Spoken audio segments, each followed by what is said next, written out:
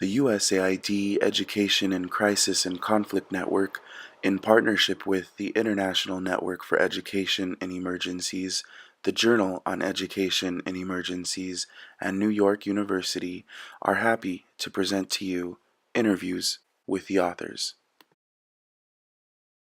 Hello, and welcome to the Journal on Education in Emergencies video webcast series. I'm Hedy Lawman, the Managing Editor for the Journal on Education in Emergencies, or JEiE. We're thrilled to present interviews from academics and practitioners from around the world who contributed to JEiE's first publication. As you'll see on the slide on the left, we feature 3 research articles and 1 field note. Each of the video webcasts covers one of these articles and its key takeaways. Please also be sure to check out JEiE's second issue, available on the INEE website. Hello, everyone. Welcome to the podcast interview series for the INEE Journal on Education in Emergencies. My name is Sarah Swalahi, and joining me today from New York is Dr. Mary Mendenhall, and from Kenya, Dr. Daniel Gakunga and Dr. Caroline Derangu, who together with a team of researchers contributed the research article entitled Quality Education for Refugees in Kenya, Pedagogy in Urban Nairobi and Kakuma Refugee Camp Settings, to the first issue of the journal. Mary, Daniel, Caroline, thank you so much for joining me today. If you could, please introduce yourselves to our viewers, then we can dive into your research. Thanks, Sarah. Good morning. My name is Mary Mendenhall. As you mentioned, I'm a faculty member at Teachers College, Columbia University. Good morning. My name is Caroline Derangu. I'm from University of Nairobi, the Faculty of Education, and I specialize in curriculum studies and education in emergencies. Good morning, Sarah. My name is Daniel Gakunga. I teach comparative and international education in the Department of Educational Foundations, and I also teach education emergencies in the Department of Education Administration and Planning, University of Nairobi. Pleasure to be here. Thank you so much for being here.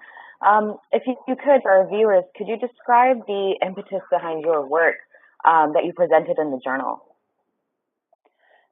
Sure, that would be great. And before we jump into the article itself, maybe we could just provide some quick background about how this study came about, and also quickly introduce our co-authors. And so, as you can see, we had a very diverse team of researchers from different countries and different institutions.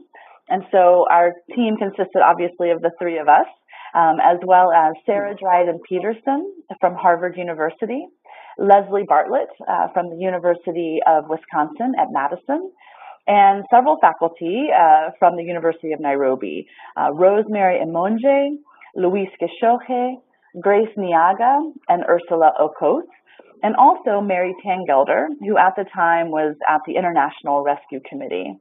And so the research initiative that we're going to talk about today was actually a larger collaboration between the International Rescue Committee and the University of Nairobi, which had actually partnered a few years prior to the study to develop the first ever graduate program for education in emergencies. And the impetus behind that particular project and larger partnership was to create study and training opportunities, both for Kenyan faculty and students, for them to be able to learn more about the field of education and emergencies, and to be able to respond to crises affecting their region of the world, as well as their own country.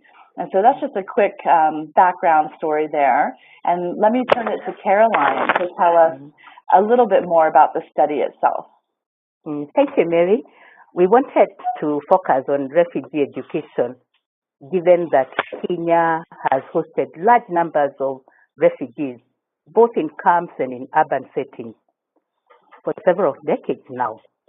With a shift at the global level to look closely at issues not only of access, but also of quality education, we were interested to see in what ways this same shift was resonating within the humanitarian sector in the refugee education program. We started the study with a broad focus on quality education in refugee contexts, and then we ultimately focused on the teaching and learning environment given its obvious importance to the quality and the ways in which it kept coming up during our data collection and analysis. A lot of what we did know about quality education was still based at the time on accounts and program evaluations. And we hoped that our study would help to expand the empirical data available about teaching and learning practices within the refugee settings. We were also interested in a comparative perspective of looking at teachers of refugees across the capital, that's Nairobi, and in the schools that we talked about earlier in Kakuma refugee camp. And we also were noting that the teachers of refugees were also refugees themselves. So in this study, as you can see, we used a number of data collection strategies, but the primary method that we used was that of interviews. We interviewed head teachers, we interviewed teachers, we interviewed the UN staff and NGO staff, as well as classroom observation in the various schools that we went to. Thank you, Caroline. You touched upon the global relevance of this piece, given the shift in the global humanitarian sector. And additionally, the research question for this piece was, how do educators teach refugees in camp-based, community-based, and public schools in Kenya, and what challenges do they face? So with a piece as multidimensional and complex as the one you've described, there are a number of messages that readers and our viewers could take away. However, if you could ensure that readers leave with one specific takeaway from your piece, what would that be and why? Thank you, Sarah, very much. Thank you. That's a very good question. Indeed, as we did the research, a number of things stood out. But one thing we can highly recommend that our viewers or listeners would want to take away from this article is that teachers are very important in the process of teaching and learning, and they will need a lot of support as they continue to teach. From our study, it was clear that those teachers who had been trained were better placed in covering the curriculum, and they were also able to use diverse means of teaching approaches, and thus meeting the needs of the learners. But one of the challenges that we observed was especially the refugee teachers, who most of them were Form 4 leavers, and so they did not have a form of training. That made it a bit difficult for them to be able to communicate effectively, as the case may be. And the other thing that we also noted that was a challenge to them was the issue of language, and especially Kiswahili. So we realized that teachers needed a lot of additional support in these areas so that they could be able to cover the curriculum in the right way. Thanks, Daniel. Yeah, I just might add on a little bit to what you already said so beautifully. But to complement that, in this study, we were looking for examples of learner-centered pedagogy and higher order conceptual thinking, which we did find primarily among trained teachers, though they also faced their own challenges in doing so. And so, while that's not the only way or always the best way to reach learners, we did see room for improvement to ensure refugee teachers feel equipped to move across the teacher-centered to student-centered continuum. And of course, this applies to teachers, working across many different types of contexts, but we observed an urgent need to better support refugees who have been recruited to become teachers in camps and other settings, to be able to better manage their classrooms and feel confident in their own pedagogical preparation. And so we don't have time to go into all the details of this very nuanced discussion today, but we also want to make sure that we don't disconnect this conversation from the needs of teachers in terms of training and policy issues related to teacher recruitment, supervision, compensation. And so a big takeaway is that serious changes need to be made, and teachers, whether they are from the refugee or the host population, need to be part of that decision-making process if we truly want to affect change and achieve quality education for all. Thank you, Mary. I think that that's probably the best takeaway that our readers and viewers could take. So, good teachers are gatekeepers of any strong education system, and I can only imagine the hardships that teachers and students and members of this community face on a daily basis. So, building on that, can you tell us something unexpected or surprising that came up over the course of this research project? Oh yes, there were quite a number of things, but there are some things that stood out. Although many of the team members had been in refugee camps before, and they had even read extensively about the conditions of some of the schools, nothing really prepared us for what we found in the lower primary classrooms. We found overcrowded classes. There were some students who were sitting on their haunches, others were sitting on stones, and as we watched them, they were writing on their laps. Some of them were writing using the student ahead of them to write. And then we also found students sharing one book between 6 to 8 students. And yet the students were anxious to learn, and they were trying to clamor to see what was, what the teacher was instructing them. So it was rather difficult for the learners to get to the text that they required. In some of the pictures that you're looking right now, we have actually shown you a classroom, in the upper level, and it's crowded, not as much as the lower primary level, but you can still see that there is overcrowding. That was a third aspect. And in addition to what Carol has just said, I remember when we went to Kakuma and we walked into one classroom, there were about 300 learners in one small classroom. And like Carol did indicate, they did not have desks and seats to sit on. So a number of them had actually to sit on the floor. That was quite a surprise for me. And then as we also went, observed, there was something that was interesting on my part, that most of these learners were willing and determined to come and learn, irrespective of the environment in which they found themselves in. What was interesting is that they were curious even to see what the teacher was writing on the chalkboard. So that means they were just eager to learn, and for me, during this study, that was quite a surprise. And at the same time, motivating to see that learners were willing actually to learn more. Thank you, Daniel. And I can only imagine, as a researcher reflecting on your position and your objectivity, how hard it is to simply observe the context and not get involved. Similarly, from a methodological standpoint, for future authors or researchers that are listening in, what are some of the challenges you faced, either individually or as a team, when conducting research in urban Nairobi or Kakuma refugee camp? During this research, we would want to mention that all in all, we were able to execute the research plan quite smoothly, while accessing schools, head teachers, and other participants in our study. This one came in relatively easily, so we did not have a lot of challenges.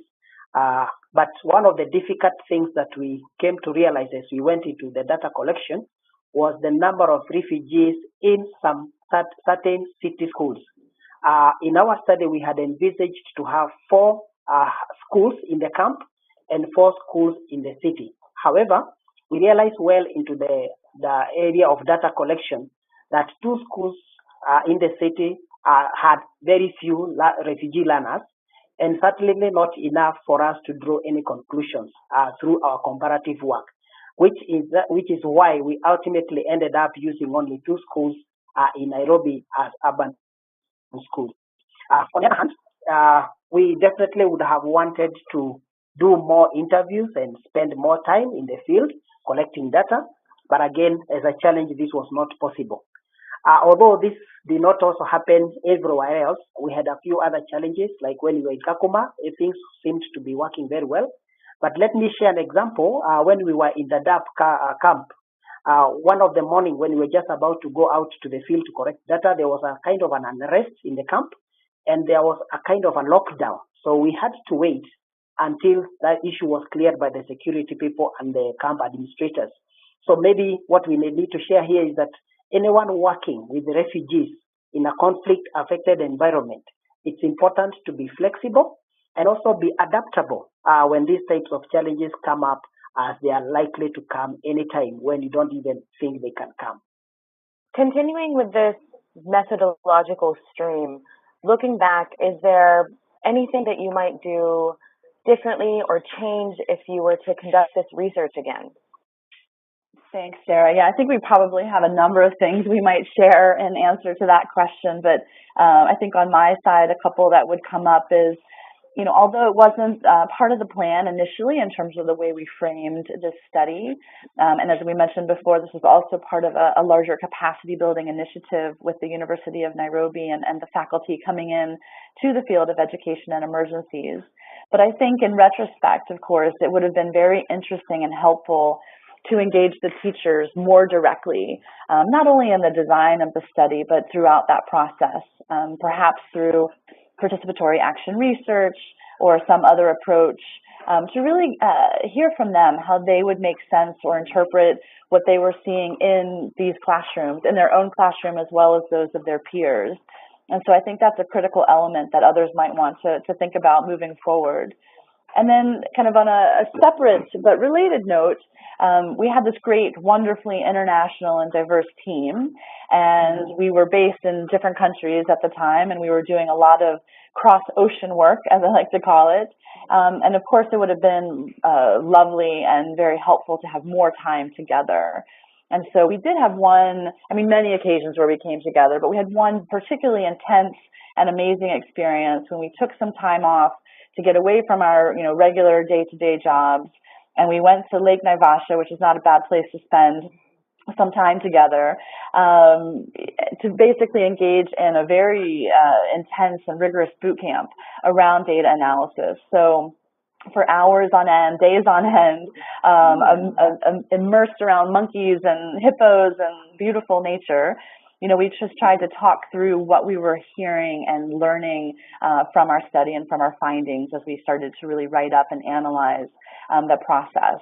And I remember at that time thinking, I wish we had more weeks like this to come together and share.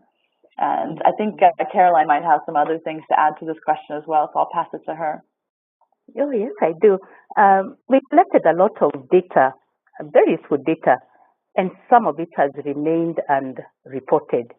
We should try and find more time to develop different papers and to spend more time also analyzing the data collected. For example, the learners had different ideas on how to improve the learning in their environment, and it would have been a good idea actually to have a separate paper on this. Otherwise, for a first-time project, for us at the University of Nairobi, it was a great experience. And the logistics of getting things done required elaborate organization as well. And it was very well executed, considering that we had lectures and meetings to attend to. Thank you, Caroline and Mary. In terms of engagement, but from a different vantage point, considering the relevance of your work, what or whom do you hope to influence through this research? Thank you, Sarah. That's also a good question. This kind of a research definitely have different actors, organizations, and bodies that would like to influence with other scholars or other interested parties. However, first and foremost, from my view, I think it could be very useful to the teachers or teacher educators and the teacher training institutions. Like, for example, our University of Nairobi. This would be able to help provide more and better training opportunities for refugee teachers, and also in camps and also in the urban centers. The other thing that we may want to maybe propose is that training in these cases should also include focus on language acquisition among learners, how to deliver the content, knowledge of the curriculum, as well as the psychosocial needs of the students, because we realize actually there was such a great need in that regard. And the other thing is that it should also include more attention on working with learners with disabilities. In fact, this should bring in the element of inclusiveness or inclusive education. And we also would like to see the policymakers who develop teacher management policies to be more aware of what teachers need in their efforts to improve quality education. So these are some of the things that we believe can help, and maybe other learners can be able to learn from. Thank you. Thank you, Daniel. And again, supporting teachers in any education system is crucial, and the need to do so is only heightened within an emergency or refugee context. Are there any other projects that you're working on that you would like to share with us? Oh, yes, Sarah. I drew experiences gained from our research in Kakuma and the urban refugees to carry out a research in Uganda. I worked with SHI 360 and UNICEF on research on investment in equity and peace building. This was a post-crisis context. I still intend to write a paper on the protective role of teachers, and especially for the girl child in refugee context, from the data that we collected. I particularly want to look at the physical, the psychosocial, and the cognitive protection. Thank you. Yeah, thank you, Carol. Those are quite interesting things that you're working on. On my part, right now, I'm currently using this article to inform my teaching at the University of Nairobi. I've been able to share some experiences with faculty and also students, and this has been very insightful. Students in our context, especially in the classroom, are able to better understand and appreciate the challenges facing refugee education, because we are able to draw a lot of references and examples actually from our research. And with this article itself, at least I'm able to encourage students to consider venturing into doing more research on refugee education, and probably even publish work in the same related areas. Mary, you want to add something? Sure. Thanks, Daniel. I actually have two projects going on right now, and both of which were inspired by the work that we collaboratively did in Kakuma. And so we're actually launching, and have launched just a few months ago, a new project in Kakuma called Teachers for Teachers. And it's a partnership between my university, Teachers College, Finn Church Aid, UNHCR, and the Lutheran World Federation. And we're basically collaborating to better support teachers through training, coaching, and mobile mentoring, both for refugee teachers and some of the national teachers working in the camp. And also over the last year, my colleagues at Teachers College and I have been very busy with a new study that looks at the policies and practices of urban refugee education, given that more and more refugees are actually moving into urban spaces. So on both fronts, we'll look forward to sharing a lot more information very soon. Fantastic. It's so heartening to see how one research project can evolve into so much more. And as an academic field, education in emergencies, and specifically refugee education, is comparatively underdeveloped. So it's exciting to see how scholarship and tools are being developed right before our very eyes. And we can't wait to see what they look like. So thank you so much for that update. And finally, for my final question, given the current global debate surrounding refugee education, what suggestions do you have for future authors or researchers or even policymakers that are interested in exploring this field? Yes, great questions, Sarah. And you started to just mention now how much activity is actually happening in the field. At the same time, there's actually a lot we still don't know about what is working and not working around refugee education, whether it's in camps or cities or elsewhere. And so there's a really big push kind of at a global level to encourage local integration of refugees into national schools. And of course, that brings with it a lot of benefits. It's, access to a range of schooling options. It's access to trained teachers, which is more likely in urban centers and outside of camps, but certainly a real strength to that approach. And then certified learning credentials that the students can use, whether they remain in that country, they're repatriated, or resettled to a third country. So a lot of really important things happening around local integration and why there's such a big push for it. But there really remains some pretty significant challenge of still creating enough access points for those kids to get into those schools, international schools, and keeping them there.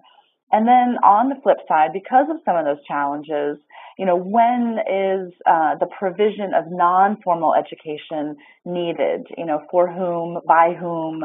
And so there's some interesting tension to sort out between the formal education sector and the non-formal education sector.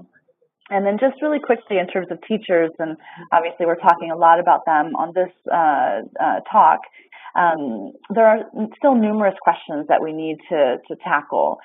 What kinds of teacher training do they need?